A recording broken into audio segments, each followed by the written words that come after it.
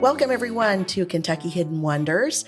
Our guest today is Bryan Slone, who is the general manager of Weissinger Hills Golf Course right here in Shelby County. Bryan, thanks for being with us. Oh, thanks for having me. Absolutely. So for those of folks that are not familiar with Weissinger, first, tell them a little bit about yourself and how you got started in golf and what brought you to Weissinger. Okay. I started playing golf at the age of 4. Typically, usually going out with my grandfather and my father at the time, and started playing. Loved it. Played all other sports too. Just like football, basketball, baseball.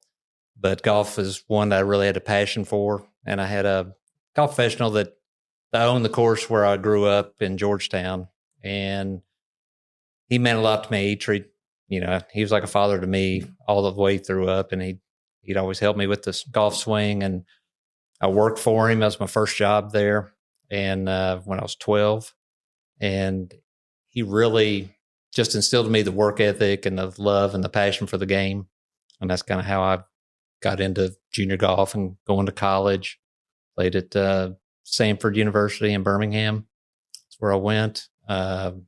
Transferred out of there later on, and played a little bit of Georgetown College as well. And then just joined the Marine Corps right there, and then got into the golf business during all that time. So, and you've got some fancy credentials too, I do believe. Fancy to me, the PGA golf. Yeah. So talk a little bit about that. I became PGA member, turned professional in 93, and worked my way through the PGA program, became PGA member, and got certain, loved it. It's been 33 years, being in the PGA. So it's definitely something that I love, and I couldn't imagine doing anything else. And you're definitely a pro. Yes. So there is a lot of history at kind of where the Weissinger Hills Golf Course is now. Yep. Can you fill us in on that? I know a little bit of it, but can you tell us the whole story? Whole story? Well, or as much as you know. Okay, like the big barn that we're in, the clubhouse, it was built in 1910. Okay. And it used to be one of the largest barns in the state of Kentucky.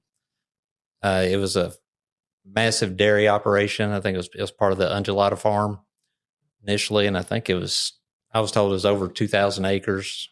And it started as a mule barn, like, World War I. And then it kind of got into the big dairy operation. I mean, it was a massive dairy operation back in the day. You can still see a lot of the, where the dairy operations and all that are in the barn, which is pretty neat. And then if you go upstairs, which no one really has access to, but you can still see the old list that they had for the hay that ran that whole length. I mean, it's massive. There's I think people used to play basketball up there. Oh, wow. It's a big place. Okay, so now I'm going to ask to go upstairs next time I'm there. We have a ladder right now, so. Oh, well, I'll see if maybe I can make it. So just get the video out, when you're all doing it. Maybe not. We'll see. So it was part of Undulata farm. When did it become a golf course? When did it make that transition? In 1989, Rick Crawford and Jack Ridge decided to build Undulata, and it was the Undulata golf course, and they built that then the city bought it in 92. Okay.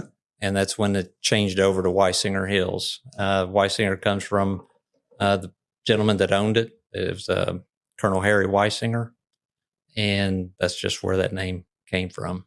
Okay, gotcha. And for people that aren't familiar, where is it in Shelby County? It's right off 64. If you're, it's between exit 35, and we're located on 53. That always confuses me.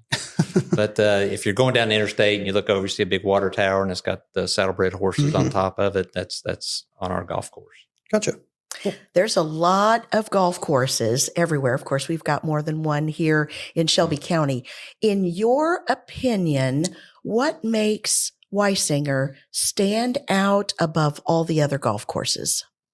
I think it's just us being a public golf course. We get, we're playing 35 to 40,000 rounds annually. We got a lot of traffic from the interstate. And probably about 80 to 85% of that play is from out of town. So it's easy access. I'll have a lot of people say that, they can come from Louisville, play our golf course and get back, quicker than what they could somewhere closer to them. So that part's of it good. The prices we have are very fair. We have senior rates Monday through Thursday, which are $40. That includes card, $45 for regular play, then weekends, $58. And we do twilights, a nice driving range. So, very large practice green that a lot of people like. And it's just a good place that people can come either hit balls, practice, or game. We come there and play golf. It's a course that doesn't beat you up. And, it's very user friendly. We have houses kind of on some outskirts of it, but there's a lot of play where you won't see houses at all. So it kind of gives you that feel like you're, out being able to enjoy a nice round of golf without worrying about hitting a window somewhere. I love that the numbers you said about 80 to 85% out of town. Yes. I mean, golf and at Mason, I know you'll attest to this too, is very important to tourism, bringing people in and getting them involved and doing things. So thanks for giving us those numbers. It's good to hear. And, we get a lot of bourbon tour people that are coming through the area. I mean, that's a big deal. They come, they'll play golf, then they'll go on the bourbon tour. So they'll have the vans picking them up and dropping them off. So it's growing every year. Yeah.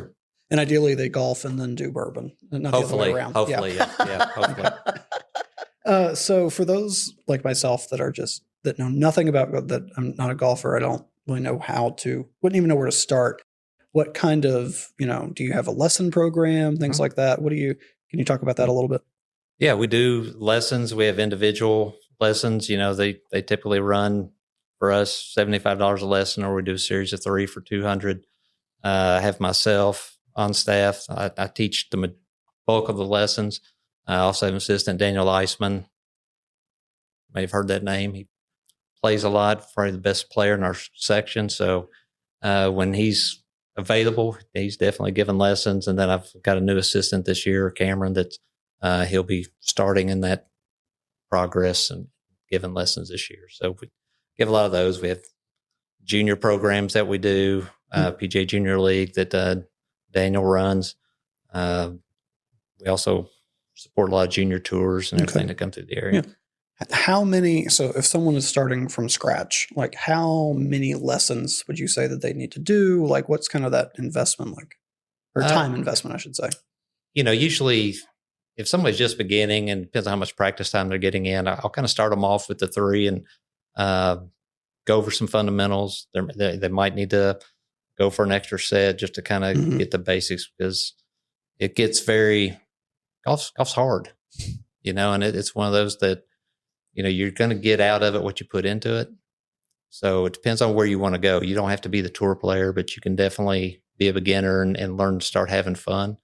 Lessons is one part of it, getting out there and playing a golf course and kind of putting what you've learned into play is a big key. Learning the management of it, the etiquette of it, your pace of play. And it's kind of like tell people it can seem overwhelming to the people who are just starting it, but you don't have to start off at the championship golf course. I mean, here in Shelbyville, we've got Clear Creek, the executive course over there. That's a great learning spot, and kind of graduate up to where it doesn't feel so overwhelming to a lot of the people. Gotcha. Can you do groups as well? Like if people wanted to learn, but they don't want to do it by themselves. Absolutely. Is groups available? Yeah. So I'll have people reach out and do some group lessons. We might have like anywhere from 3 to 6 people, because you don't want to get a whole lot more than that, because you want to give them some hands-on experience. And that way everybody kind of gets involved. I'll do couples lessons. I'll do some small group lessons. So occasionally in the past, I've done some large group clinics, to where we might just be focused on one thing, like how to hit hit your target at 100 yards or some chipping, and just kind of give some tips and things for those that probably have played to, kind of get better at what they're doing. So I would need how to find out where the darn hole is. Like you're standing there, and I'm sure there's like math or something involved, that the hole has to be somewhere out there. So yeah, I would be starting ground level, definitely. Yeah, and those are very easy questions. Like where the tee box, what do you do there? What markers are you looking for? What do the different color flags mean? For us, we do red, white, blues. Red meaning the pins in the front of the green, white's middle, blues back. But every course is a little bit different on that.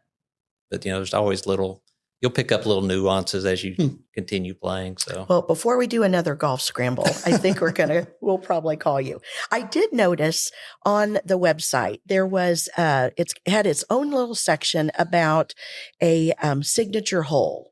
That something special about this signature hole. What was, I think it was like hole 2 or something, or was there anything special that makes Weissinger stand out? I just noticed that on your website. There's a few. Number 2 is typically the longest par 4 we have on the course. It's tough. It's all uphill, and you've got water on the left of it, out of bounds on the right. Typically, it's probably closer to the par 5 if you play it on the back part of it. So it's probably one that gets talked about a lot.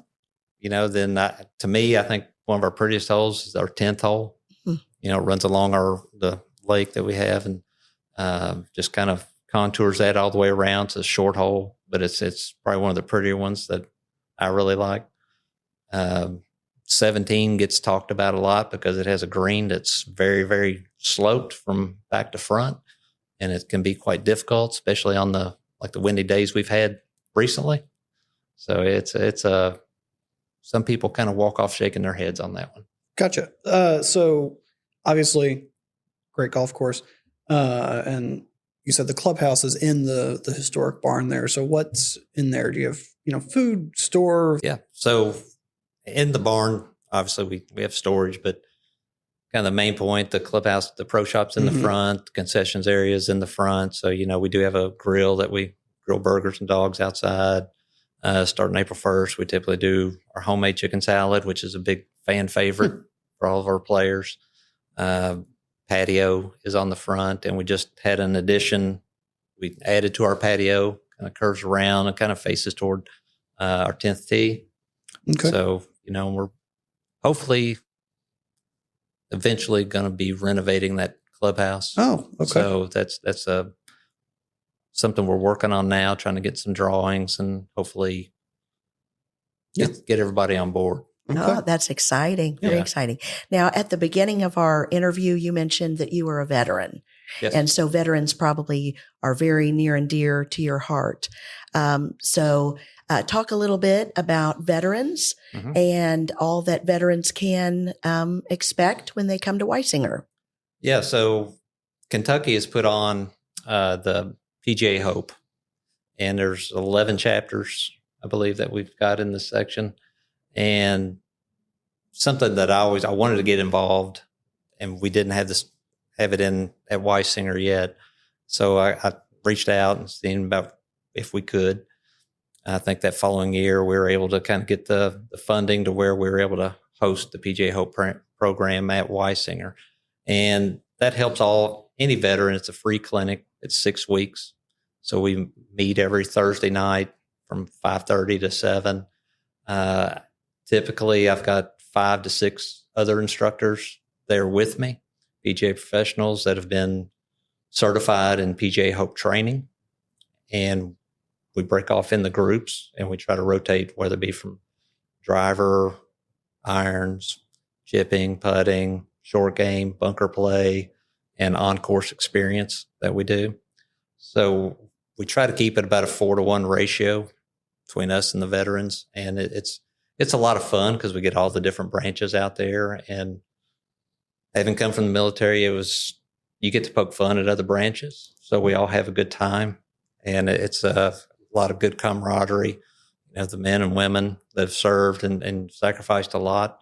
It's just a good rehabilitation that can kind of help them feel like they're there with people that have similar backgrounds, and they can get comfortable and have a little fun. Gotcha. So changing gears just a little bit, is the course open to the public? Do you need a membership? What's that kind of like for a visitor that wants to come play? What does that look like? Sure. So open to the public. We do also have what we call season passes. So people can buy season passes, and that's basically kind of like discounted green fees. So we have a 5-day plan, which is a Monday through Friday, or a 7-day plan. Typically, we have about 120 of those, that we sell. Okay. But they get a 2-week window as far as making tee times, the season passes do. And whereas general public would be a 1-week window. Gotcha. And so you are open 7 days a week? Absolutely. Okay. Gotcha. That's the only day we close are going to be Christmas Day and Thanksgiving Day. Oh, wow. Oh, wow. Okay. That's very, very good. Or unless it snows. Yeah. But I've seen golfers, no matter what the weather is. I got to tell you, you guys are out there all the time. There's some diehards. Definitely. Circling back to the veterans. So veterans that are listening right now, how do they get involved with Veterans Hope? You have to register online. So you can go to PGAHope.com, or you can go to the Golf House, Kentucky Golf House website, and there's a link there for PGA Hope. You can find a chapter that's close to you. If it's Weissinger, look up Weissinger. We're on there. It'll have a registration button, and they can get on that list and show up that night. Like we start ours April 16th and I've already got signups coming. So typically we're probably going to be limited to about 20 to 24 this year as far as what we can have. And people that have already gone through it, they get graduation card, PGA Hope cards that they can carry around. I know like we offer $5 discount for the ones that graduate to the round, and other courses can offer similar discounts, or they might do free bucket of balls somewhere or something of that nature. So, and it could also help. It used to help in kind of getting in some of those events, like tournaments like discos and that sort of thing. But I think, there's different rules that apply depending on where you go. And you might have already said, and I apologize. Is there a charge for veterans to do that? It's free. Wonderful. It's free. Fabulous. And then normally, I think I saw on the website, there might be special pricing for veterans on a normal day, correct? If they're active military or active reserve, they definitely get that $5 discount. If they're PGA Hope graduates, they also get that $5 discount. So it's helpful. Every little bit helps. So that's, the big things is on the programs, on all the PGA Hope programs, it's all free of charge for them. It's a great initiative that was done by the PGA of America. I know. So of course, you're always still looking for funding, so there are sponsorships available. So for somebody listening that wants to get involved and donate money or sponsor a program, there's different levels that they can do that at. So that's something that if they want to reach out to me, I can guide them in the direction to where, because it'd be nice, if I could get one involved, I could do another Hope event, so that's be very helpful. And there's a lot of veterans that would really appreciate that as well. Absolutely. Thanks for offering that. So you've kind of teased the patio renovation and the clubhouse renovation and things like that, but is anything else exciting coming up for Weissinger? Yeah, we typically try to upgrade a lot of things. Each year, we'll try to do something to kind of invest and make it better.